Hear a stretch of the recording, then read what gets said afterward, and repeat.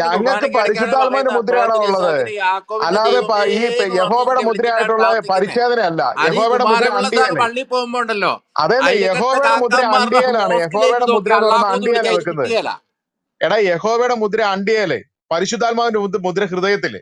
പറഞ്ഞു മനസ്സിലായോ? ഇവൻ ഇവൻ ക്രിസ്ത്യാനി പോലും അല്ല. ഈ കുമാരവിള സാജൻ മണ്ണുപ്പറമ്പിൽ ക്രിസ്ത്യാനി പോലും അല്ല. ഇവൻ ഹീറോ വളവാറ് ജനിച്ചു വീണിട്ടുണ്ടോ?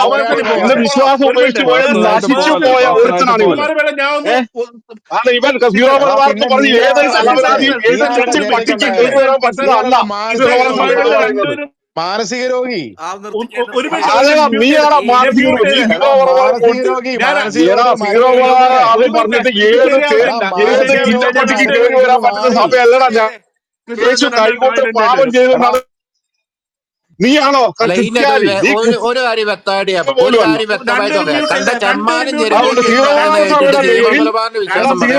സഭയുടെ പേരിൽ നീ നടക്കുന്നത് ഒരു വ്യാജ കള്ളനാണ് ഇവൻ.